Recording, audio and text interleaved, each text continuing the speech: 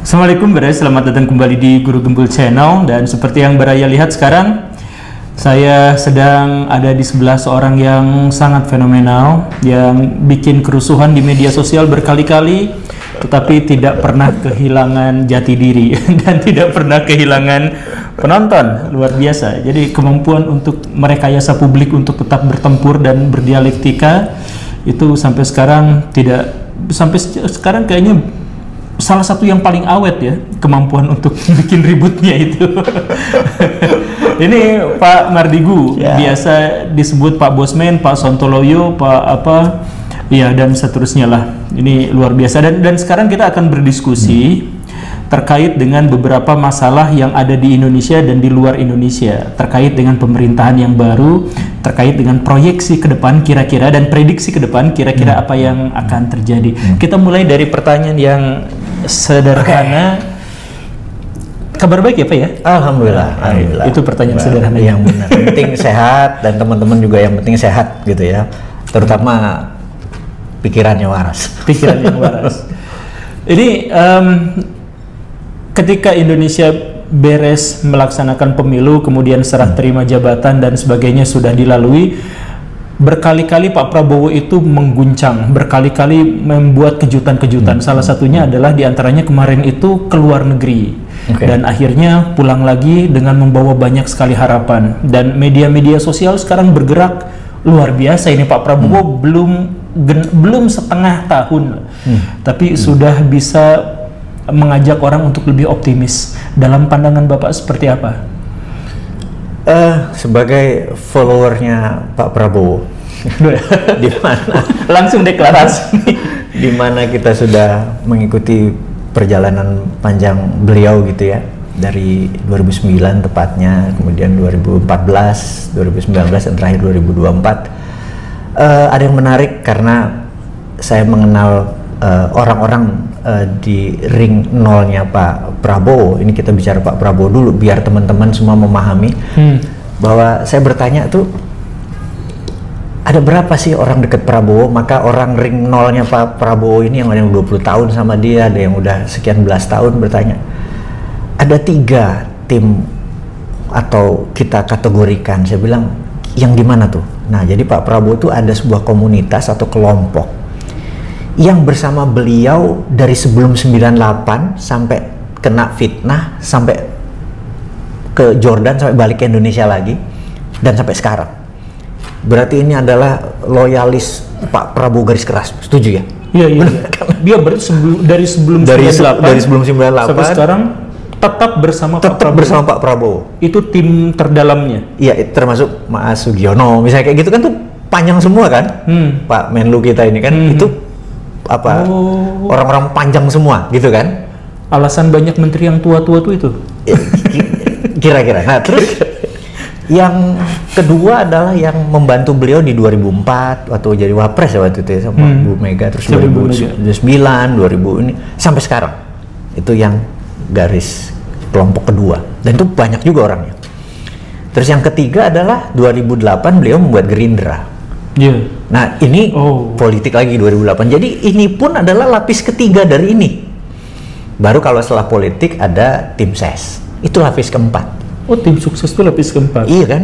Iya. Bahwa yang loyal, nah dia tuh memilih dari yang loyal, walaupun atau mengendorse, yang ini mengendorse dia aja. Ini cukup didengar. Jadi itulah perbedaan presiden kita ini dengan presiden-presiden yang lain, karena banyak orang capable, orang berkemampuan, orang di atas, orang pinter yang mendukung dia jadi dari jangka panjang. Dan orang setia ya?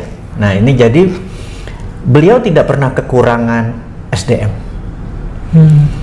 Nah, sekarang ditambah kekuatan politik tentunya. Jadi saat ini, lihat dari keputusan kementerian kemarin, maka kita tahu bahwa ini adalah keputusan politik. Yang harus diakomodir dulu, biar tenang dulu, lalu lihat kemampuan, bener nggak? Nah, makanya banyak yang bilang, apakah 100 hari adalah checklist pertama? Dan itu terlihat karena alhamdulillah mungkin lebih dari 15 orang dari menteri dan wakil menteri yang kalau saya WA memang jawab bukan karena sekedar kenal, di kabinet Pak Prabowo memang udah 20-30 tahun kenal sama Bosman. Jadi ini sohib-sohibnya Bosman ini kalau di telepon atau di WA memang angkat. Nah, yang mau saya ceritakan adalah mereka bisa bilang, bro gue kayak nyari Rebo, harus Pak Prabowo minta gini, gila kita digas semua, urusan pangan kita digas semua. Jadi semua itu kayak bener-bener lagi digas. Ini terlihat bahwa wah menarik juga nih Pak Prabowo, karena selain orang-orangnya capable, kita nggak tahu orang yang di kabinet sekarang capable apa enggak, tapi standarnya dia tinggi sekali. Pulang dari di Kawah Chandra di muka Magelang itu bener-bener digubrak uyah yang burak harus ini, nggak boleh import lagi beras, harus ini, harus itu, harus ini. Wah, memang semua menteri kayak nggak bisa tidur nih kayaknya sekarang ini. Jadi kalau dulu menteri itu adalah jabatan politik yang bisa santai, kayaknya di zaman Pak Prabowo ini ada sedikit yang baru. Nah, itu aja mungkin ya, memprolog, mungkin nggak terlalu relevan dengan pertanyaan Akang, tapi ini biar teman-teman terupdate dulu. Siapa sih Prabowo itu? Siapa sih orang di sekeliling Prabowo itu? Kira-kira gitu kan? Tapi ini berkata sebagai kawan baik dari Pak Prabowo dan teman-teman, atau ini dalam konteks pengamat politik? Mungkin sisi yang pertama. Jadi agak nggak fair, karena kalau pengamat politik harus netral. Kalau ini agak nggak fair, karena benar-benar dari posisi lebih dalam dan lebih dari pihak mereka, gitu ya. Tapi setidaknya Bapak mengatakan seperti ini, mengalami berteman dan berdiskusi dengan orang-orang yang tadi Bapak sebut itu. Yang penting faktanya. Ini fakta. Itu fakta berarti. Fakta bahwa Pak Prabowo sekarang sedang menggenjot para menterinya untuk kerja keras, bahkan susah tidur sekarang. Dan itulah yang akhirnya membuat media-media kita dibanjiri oleh berita-berita yang mengejutkan dari gerakan-gerakan Pak Prabowo. Begitu ya? Oke, itu saya baru realize bahwa, atau baru nyambung. Iya juga ya. Iya juga ya. Oke. Ini saya dalam hal ini bukan bagian dari Pak Prabowo, bukan pendukung Pak Prabowo. Maksudnya saya tidak mendeklarasikan itu, tapi saya terkejut ketika Pak Bosman tadi sejak awal justru malah mendeklarasikan itu. Nah, tapi nggak apa-apa. Jadi silahkan penilaian di tangan Baraya semuanya. Dalam benak Baraya kita diskusikan seru-seruan aja di sini. Betul. Nah, Pak, kalau misalkan Bapak tadi bilang bahwa semuanya sekarang sedang digenjot, bahwa Indonesia sekarang menteri-menterinya itu sedang dipaksa untuk bertindak lebih dan seterusnya, ada beberapa yang cukup membingungkan di Indonesia. Di antaranya misalkan kemarin ya, Pak Prabowo mengatakan bahwa Indonesia rupiahnya akan sampai 5.000, jadi dolar itu sampai 5.000 rupiah. Jadi targetnya tuh luar biasa gitu. Saya pikir itu bombastis dan mungkin agak nggak realistis gitu. Nah, jadi ada tahapan-tahapan seperti itu, bahwa judul akan dikejar-kejar, bahwa koruptor akan dihabisi dan sebagainya. Tapi kemarin makan siang gratis kita minjem dari Cina tuh betul atau gimana? Ini kan kayaknya janjinya, tapi makan siang gratisnya masih minjem ke Cina, gimana ini? Ini ada 3 topik yang kita pertanyakan. Pertanyaan pertama, mungkin nggak dolar terhadap rupiah menjadi 5.000 alias rupiahnya menguat naik, gitu ya, atau naik atau menguat gitu. Maka kalau itu disebut bombastis, saya setuju, karena saya belum melihat sebuah kesalahan selama 10 tahun berhutang lebih dari 6.000 triliun berbasis proyek yang tidak real. Maaf nih teman-teman, mungkin di sini ada yang sekarang 8.500 Pak. Ya, itu kan dari Pak SBY itu 2.500-an menjadi 8.500, yang total nih ngutangnya 6.000. Iya. Total ngutangnya 6.000. Karena logika ngutang tuh begini, kalau Pak Guru Gembul ini ngutang mau nambah kamar 5 buat kos-kosan, ngutang 1 miliar. Maka secara matematis dalam tahun kelima utang itu lunas. Betul ya? Utang lunas, kita punya aset minimum 2M karena nilainya udah tanah plus bangunan gitu ya. Itu kalau kita ngutang. Ini pertanyaannya, ngutang 6.000 triliun nggak bisa bayar, barang jadi apa? Betul ya? Apa yang dimaksud itu kedaulatannya yang dibayarkan? Lebih parah lagi kalau kedaulatan hilang, benar nggak? Nah, di sini kita harus melihat bahwa loh kok 6.000 nggak jadi apa-apa ya, malah hilang gitu. Ini yang kita harus pertanyakan. Jadi beda kalau waktu dulu 6.000 itu masih ada kos-kosan, masih berbentuk, memang belum jalan nih. Tapi kalau ditambah dikerjakan lagi masih balik. Itulah yang membuat jadi 5.000 rupiah. Ini tidak mungkin. Tidak mungkin. Ini dosa masa lalu itu sayangnya harusnya kita punya peraturan bahwa nanti kalau Bosman jadi presiden, Bosman ngutang 5.000 triliun, mangga silahkan, tapi di akhir jabatan lunas. Deal. Iya. Deal. Nah ini nggak fair dong, lo yang ngutang, lo yang panen, gue nyuci piring. Nggak mungkin. Ini maksudnya Pak Jokowi yang ngutang kok kita itu maksudnya bukan sih? Kira-kira ya, gue nggak ngomong. Gue nggak ngomong. Nah jadi mungkin makanya kita jangan takut sama ngutang, tapi bertanggung jawab sama utangan. Kalau utang produktif mah nggak apa-apa, bener nggak?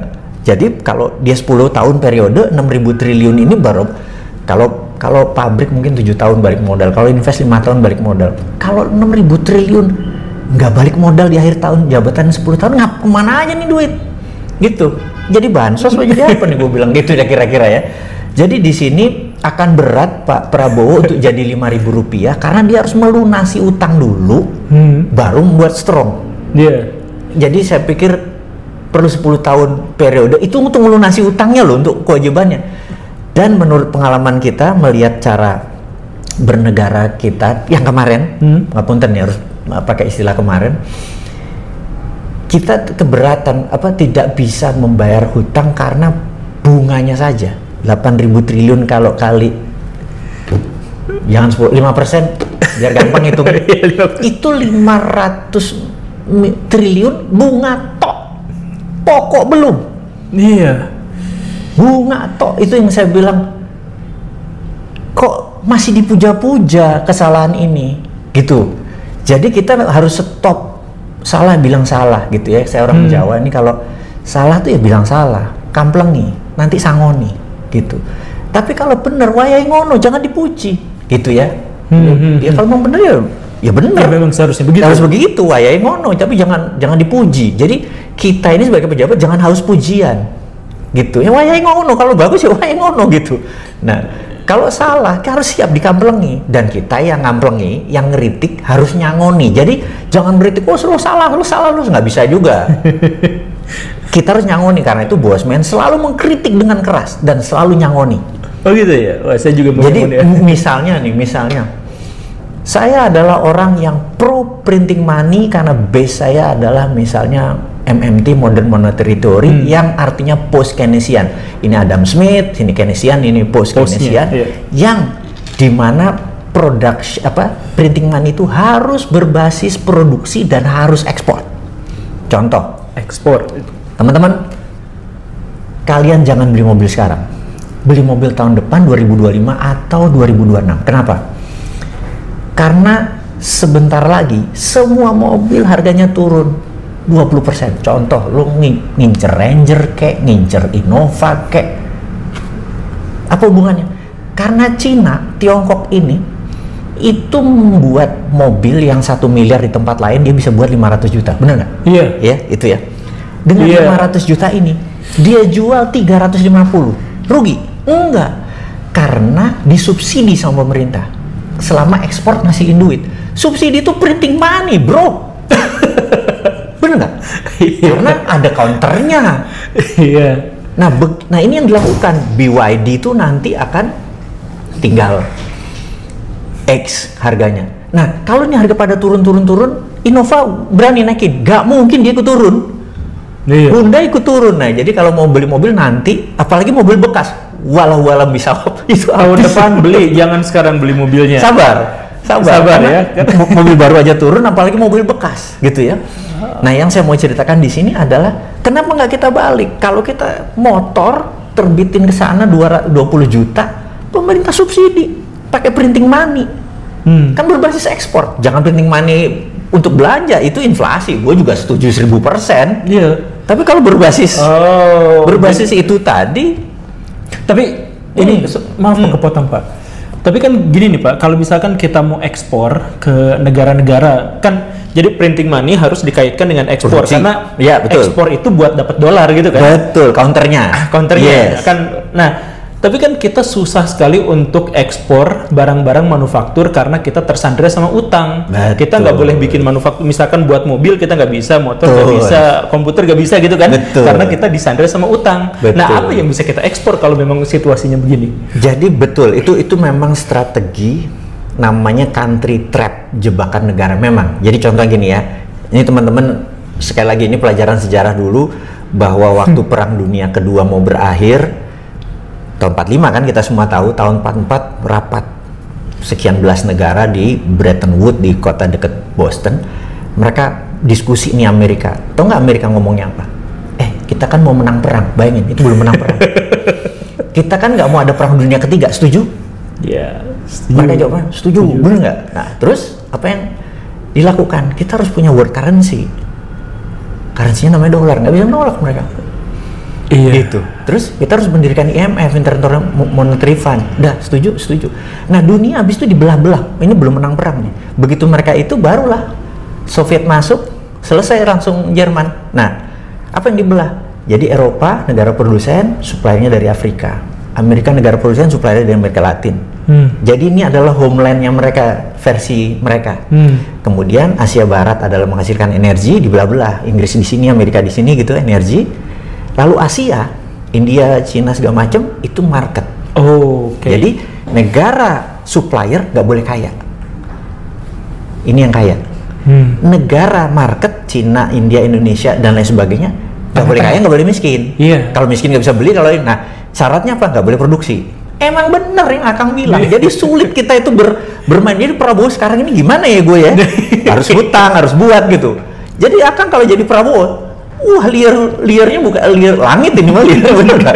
Karena dia harus bermain, karena kita harus jadi negara produsen baru kita bisa GDP kita 2 kali lipat.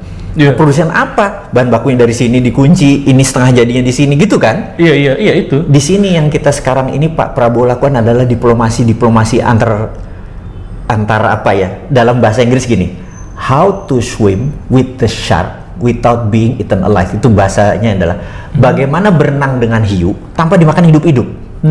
Jadi kita itu kalau berhadapan sama hiu, kita kecil, teri.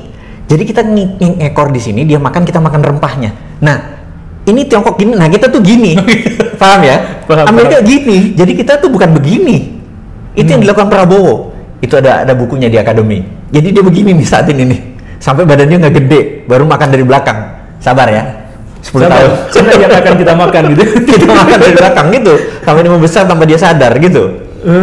Kan di antara hiu kan ada ikan kecil-kecil itu kan. Ya, tapi ya, itu remora mungkin. Tapi apa itu itu kan narasi dalam bentuk imajiner gitu. Nah, kebijakan asli, kebijakan yang sekarang terlihat dari bahwa Pak Prabowo sekarang sedang melakukan itu gimana contohnya? Nah, kita saat ini saya melihat Pak Prabowo saat ini adalah seorang Messi yang lagi di depan, yang kalau lagi bertahan dia jadi back, dia jadi gelandang, dia serang, dia lagi mundur maju karena saya belum melihat timnya ini bisa deliver bola ke dia dengan bagus. Ini ilustrasi sederhananya. Libero. Tapi ya demi permainan ini dulu deh yang dimainin, bener nggak? Oh gitu. Karena kita belum lihat menteri ini melakukan ini yang produktif regulasinya begini. Saat ini kita belum lihat. Jadi kalau boleh jujur, sampai 100 hari kita lihat, bahkan beberapa hari kan ini udah mulai menjabat. Kita belum lihat langkah-langkah yang nyata kayak tadi. Betul. Dari kebijakan-kebijakan tadi, actionnya yang ini masih ke orang kebingungan. Ya udah Prabowo, tapi saya lihat, wah ini orang udah kayak Messi. Udah 21 hari dia coba aja gitu.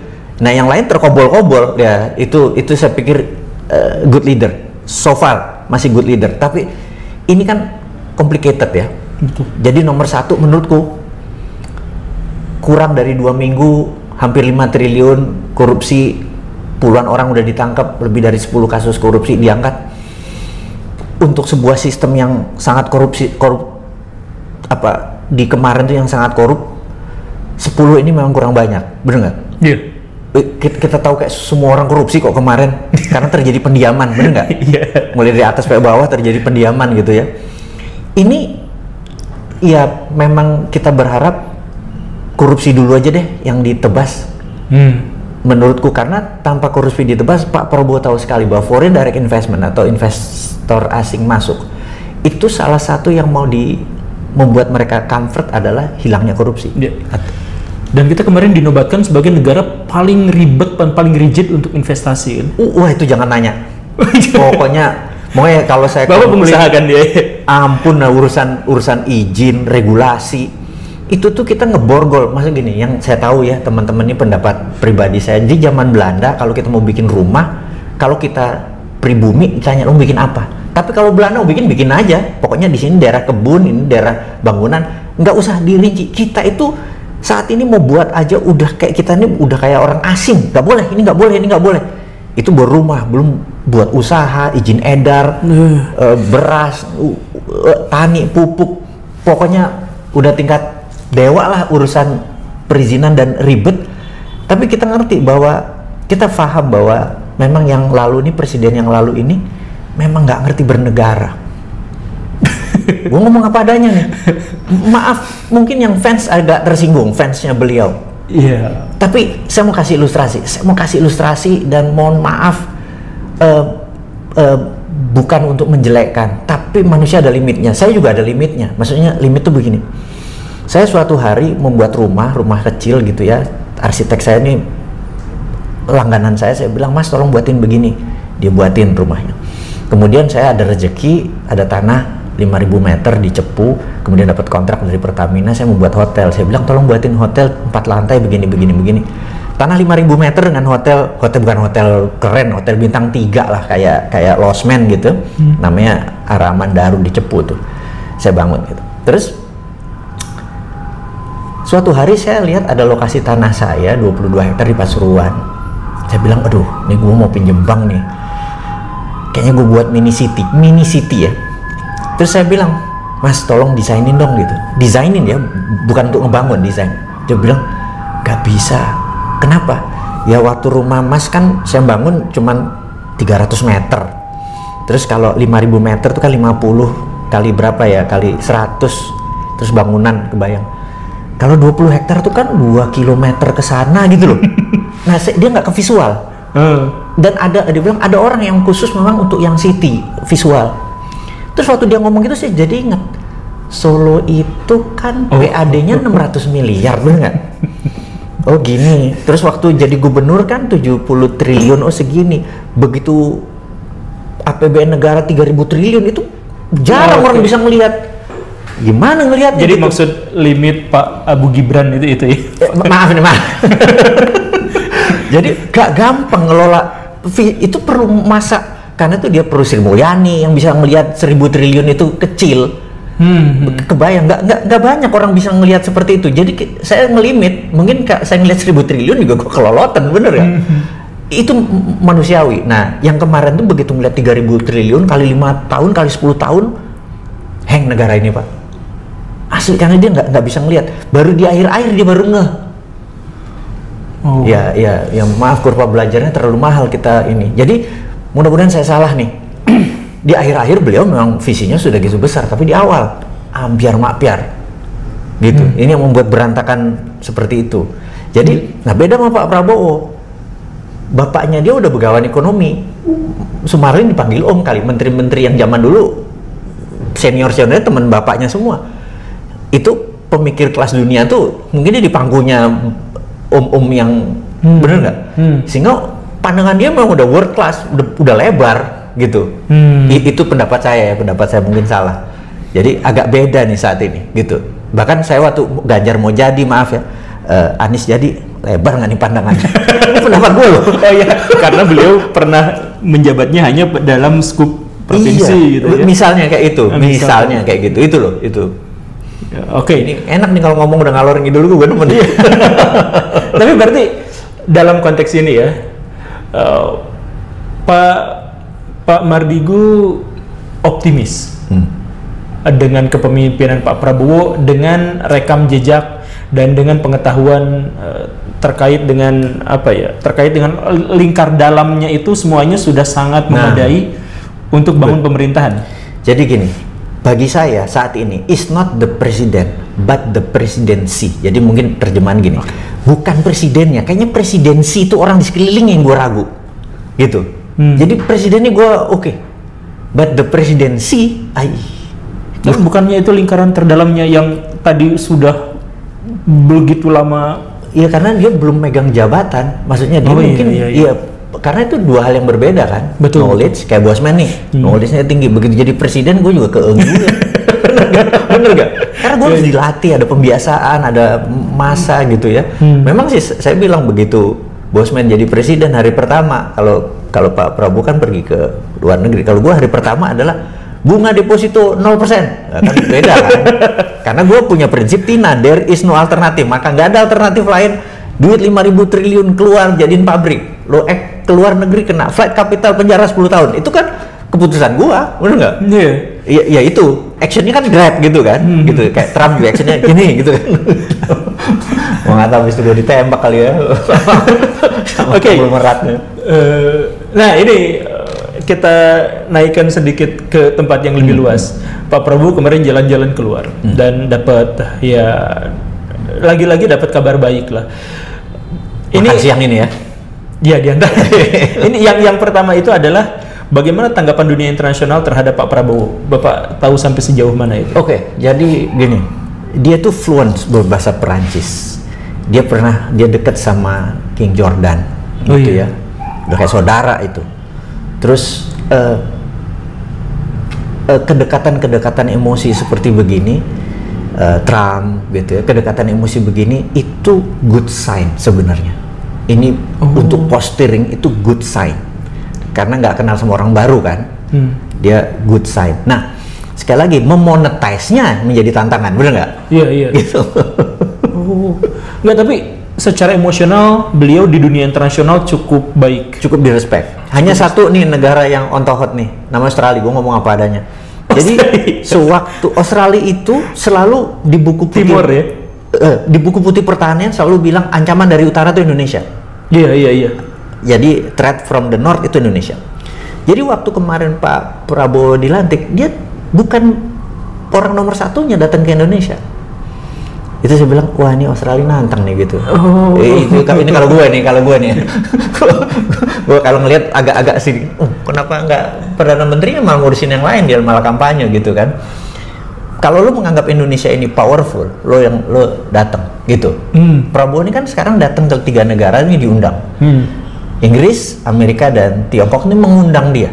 Itu invitation loh, bukan dia mau. Benar-benar invitationnya dia.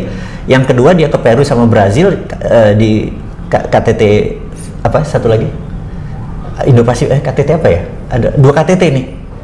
Kalau ini dia memang member G20 sama KTT 7 ya. Saya lupa yang di Peru yang mana, yang di Brazil yang mana. Nanti komen. Tapi yang 3 ini dia di invitation. Itu berbeda karena itu datangnya sambutannya fully military. Responnya pakai disambut militer karena undangan resmi. Jadi kayak gini namanya postur. Penting sekali kita bernegara seperti gini. Beda sama yang lalu, nggak terlalu ada postur. Jadi kalau undangan tuh karena maunya dia untuk flexing.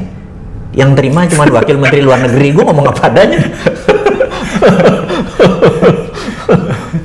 Iya, dan pakai penerjemah. Iya, gitu. Jadi kira-kira secara Messi kita saat ini udah bener. Apakah timnya bisa mendeliver bola ke Messi supaya Messi nggak kecapean di depan? Itu kita belum lihat. Yang jelas saat ini dia begini terus nih, 3 bulan capek dia. Oh iya, betul. Karena dia harus bertahan ke bawah, ngurusin ini, ngurusin ke atas lagi, nyerang gitu kan? Iya. Capek dia, gitu. Dan keputusan untuk gabung ke BRIC itu gimana? Saya melihat kalau ini pendapat pribadi. Kalau Trump yang jadi presiden, tunda dulu anggota BRIC-nya. Oh, gitu. Oh iya. Gitu. Tapi kalau yang menang Kamala join BRIC, gitu kan? Tunda dulu, gitu. Jadi ngambil posisi netral, main antara 2 pulau ini lebih. Tapi kan Trump udah menang dan kita udah gabung BRIC kan? Belum, kita baru menjadi mitra BRIC, tapi belum menjadi member. Kita memang apply menjadi mitra. Jadi dia ada 11 negara, 9 sekarang. Terus ada 32 mitranya. Kita masih statusnya mitra, belum member seperti yang bersembilan ini, belum. Karena kita masih mau jadi ikan kecil di belakang. Iya, ikan kita masih harus ini, karena kita tahu saat ini dolar itu memang lagi kuat, begitu dia. Kita masih perlu dolar, Kita emang dedolarisasi dalam jangka panjang, tapi untuk 4 tahun nggak akan dolar masih menguasai, nggak masa ujuk-ujuk toto hilang dolar, bener nggak? Iya. 4 tahun sih masih kita perlu. Jadi kita harus realistik. Jadi kita pikir, oke, kita masih perlu dolarnya, gitu ya, masih perlu. Kita sih memang udah berkurang devisa kita terhadap ini, tapi kita masih perlu dolar. Jadi kita harus pinter main di diplomasi. Ini pertanyaan konyol sih. Emang kalau misalkan dolar diturunkan misalkan ya, emang utang kita juga bakal turun? Kita ada cara untuk bernegosiasi. Karena walaupun bagaimana kita raja nikel, walaupun bagaimana kita masih semua punya sumber daya alam, kita masih punya thorium, kita masih punya segala macam. Yang saya tahu Pak Prabowo ngerti memanfaatkan yellow cake atau uranium, dia ngerti cara bargain. Dan itu bisa menjadi yang kita sebut sovereign wealth fund. Sovereign wealth fund itu, utang gue lunas, ini gue bayar pakai ini ya, tapi future bayarnya, gitu. Terus untuk ini lo begini ya, itu semua bisa. Tapi sekali lagi, saya ngelihat Pak Prabowo-nya nyampe, saya nggak tahu orang di belakangnya nyampe apa enggak. Karena itu saya beberapa kali di video narasinya Bosman akhir-akhir ini lebih ngajarin ke orang tengahnya ini, terlepas dia tersinggung atau nggak tersinggung, saya ngajarin orang tengah ini atau teman-teman generasi muda, sahabat-sahabat semua, suatu hari Anda menjabat presiden, wakil presiden, apapun, data-data seperti ini kan channelnya Bosman adalah cara cerdas bernegara. Kita akan isi bagaimana Rusia mengelola negara, bagaimana Amerika mengelola negara, bagaimana Singapura itu negara diktator, otoritarian. Tapi rakyatnya makmur. Dan kita harus kasih tahu ini kelebihannya, ini kekurangannya, ini kelebihan. Nanti lu pilih yang cocok gitu loh. Kita educate terus teman-teman ke sana. Gitu kira-kira nih ya. Jadi jualan gua. Ya nggak apa-apa, Pak. Nah, ini wah, kita sudah 32 menit, targetnya kita 40 menit.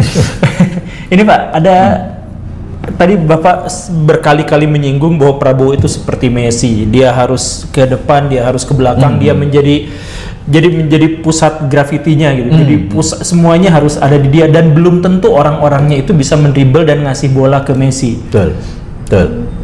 Yang jadi masalah dan akhirnya menjadi banyak perbincangan adalah apakah Pak Gibran ini mampu menjadi partner yang baik, yang bisa ngoper bola misalkan, yang bisa menggantikan beliau ketika beliau misalkan di luar negeri dan sebagainya. Ini peran Gibran itu gimana nih? Anda harus siap-siap tarik nafas. Anda harus siap-siap beda pendapat atau marah sama Bosman. Setuju ya? Oke. Harus siap-siap itu dulu ya. Kita terbuka untuk beda pendapat, terbuka untuk diskusi ya. Jadi suatu hari saya ditelepon jam 12, setengah 12, Mas Gibran jam 1 mau diskusi sama Bosman. Jam 1 malam? Enggak. Oh, jam 1. Hari Minggu. Hari Minggu. Saya lagi olahraga. Saya belum mandi. Jadi saya cuma ganti baju, nggak mungkin naik mobil. Saya naik taksi, jeret. Saya jalan jam 1 ditemu ke tempat yang itu. Dia agak telat 15 menit. Dia bilang, dan itu maaf aku terlambat gitu. Oh nggak apa-apa. Terus saya bilang, maaf, saya ngomongnya Kang Mas Gibran. Maaf Kang Mas Gibran, saya belum mandi. Apa jawabannya? Aku juga belum mandi. Aku tadi pagi harus ikut ini. Oke. Ngobrol kita. Saya nanya, gimana caranya 2 tahun lo naikin PDB-nya Solo? Saya ngomong apa adanya, ini bener-bener 4 mata loh ini, dan ini true story. Jawaban dia, saya kan anak presiden, ya Mas Ibas, Mas AHY, Mbak Puan, Mas Ilham, ya semua anak presiden, bener nggak? Wajar semua anak presiden saya dikenalin sama Menteri Anu, Presiden Anu, Sultan Anu, wajar dong gitu. Nah waktu saya jadi wali kota, saya WA, saya telepon program ini, program itu, ada 1, 2, 3 yang nyantol, 1, 2, asal itu selalu saya undang Pak Ganjar, dan Pak Ganjar jarang datang. Ya akhirnya saya bina Akhirnya ya jadilah ini. Salah siapa? Salah nggak saya memanfaatkan fasilitas itu? Saya bilang enggak. Seperti itu ya. Dan itu benar-benar dialog yang tektok. Ini saya bilang, Kang Mas, nanti itu jam 7 dia mau live, mau debat. Oh, Pilpres kemarin. oh, Jam 4 tuh saya bilang, udah 3 jam nih. Saya bilang, Kang Mas, jam 7 nanti mau ini belum siap-siap. Nggak apa-apa, ngobrol aja gitu. Banyak yang dia diskusi, banyak saya tanya, banyak ini. Saya mau skip aja. Saya dalam hati, oke, ini orang pura-pura bodoh apa mainnya gimana ya? Ini, saya masih belum ngegambar. Maksud saya sebagai seorang yang ini, karena semua pertanyaan saya dia bisa jawab dengan taktis yang tak gitu. Terus, pendapatmu kripto, saya pro kripto. Gini, ini anak jauh nih mikirnya gitu ya. Ini kan di luar dari image, karena kan 3 jam saya sama dia.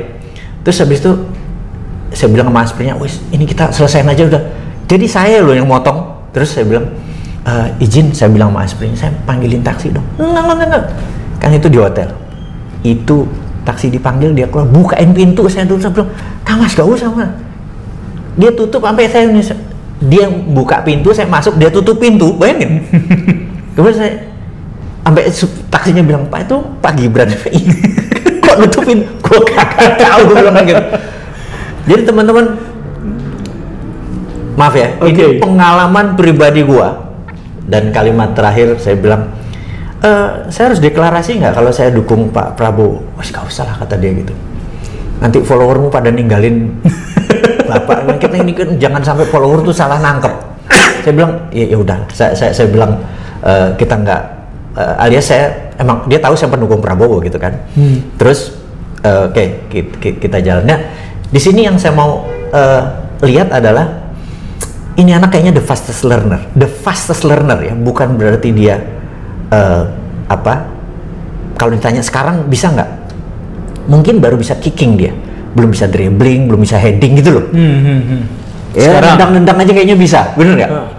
Tapi kalau dia dikawal, kalau lihat dikawal dan sebagai masukannya Pak Jokowi yang sangat bagus sekali di dalam mengambil hati masyarakat, itu terus dibawa, dia pasti orang yang baru, menurutku ya, dia orang yang baru. Nah, tinggal orang di sekeliling dia yang ngajari. Ya kalau Bosman di sekeliling dia pasti lebih pinter dia kali ya. Nah, karena kan kita ini kalau NKRI garis lurus, dia ini panji negara saat ini. Iya. Kita nggak bisa bilang dia panji negara nih. Betul. Jadi kewajiban kita bukan sekedar mengkritik, kan mengkritik itu wajib kalau salah. Tapi juga meluruskan dan mengajari dan ya membantu. Kalau ya maaf ya kalau kita nanti jadi hater lagi, apa yang terjadi kalau nanti Pak Prabowo 2 periode, dia 2 periode? Mau sampai round 3-4 lo ngekritik terus? Kapan makannya? Kapan lo jadi manusia normal gitu lo? Nyari hati terus lo piara, bener? Iya betul. Kenapa jadi haters terus? Gitu.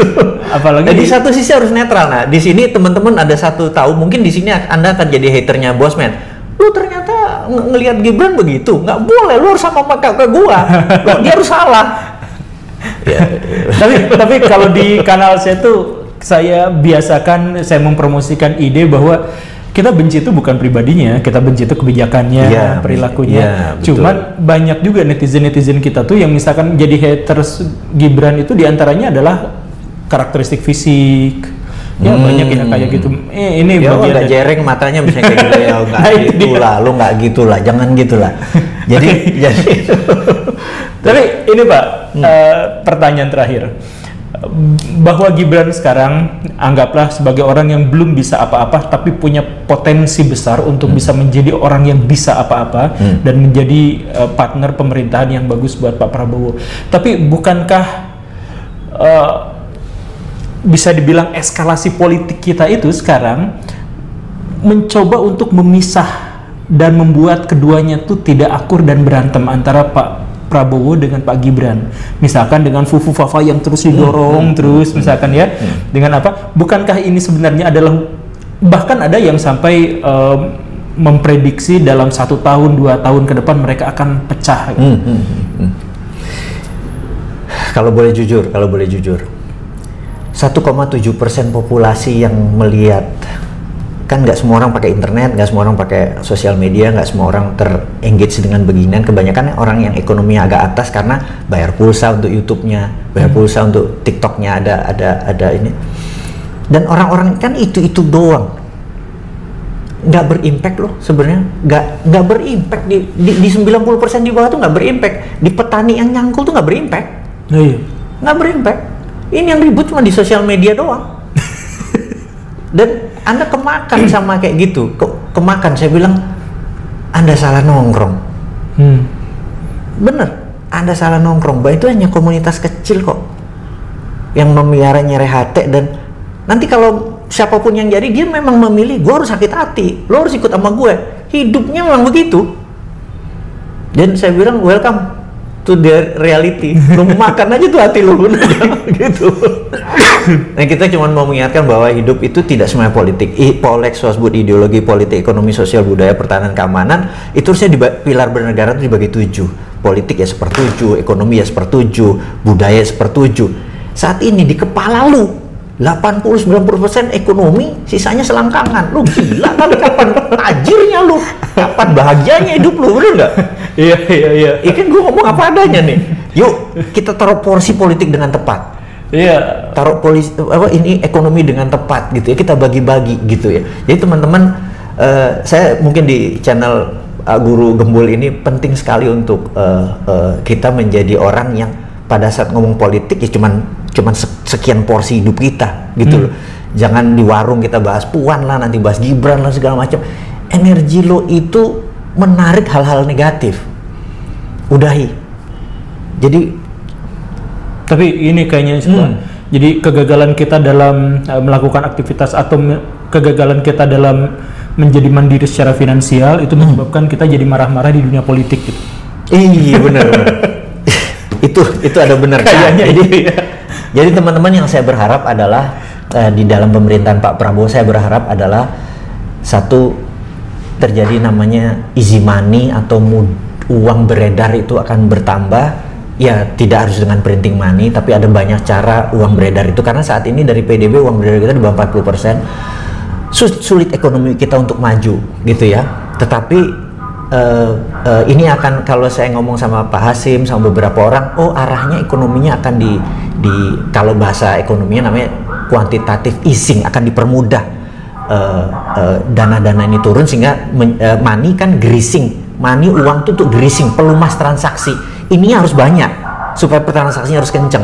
Nah, yang kedua teman-teman, kalau bisa Anda jangan menjadi orang trader. Jangan menjadi trader itu maksud barang Cina lo ambil, lo jual gitu ya. Mulai sekarang lo jadi produsen. Jadi barang Cina yang diambil tuh barang setengah jadi. Itu saya setuju. Barang seperempat jadi, boleh.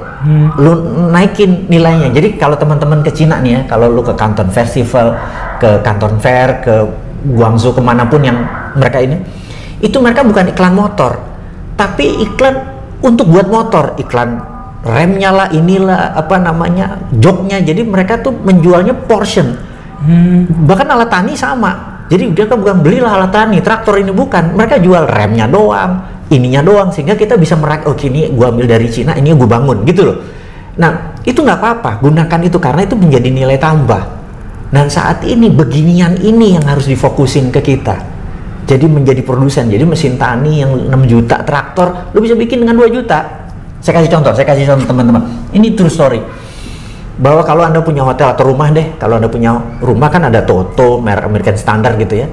Toilet yang paling mahal tuh namanya Grohe, buatan Jerman. Kalau ini 5 juta, ini 3 juta, Grohe 75 juta, lu bayangin. Nah, bayangin saya bikin hotel, itu 150 kamar. Berarti kan toiletnya 150 biji. Kalau dikalikan 75 juta merek Grohe, mahal. Apa yang dilakukan? Gue datang ke Grohe, yang mekanik, yang muter, yang cekleng. Itu harus Jerman. Saya paham. Dan itu cuma 1,5 juta. Tapi yang statis, yang toilet seatnya itu buatan Cina, cuma 300.000. Tapi kita dapat capnya itu gitu ya. Grohe, karena ini nggak rusak-rusak.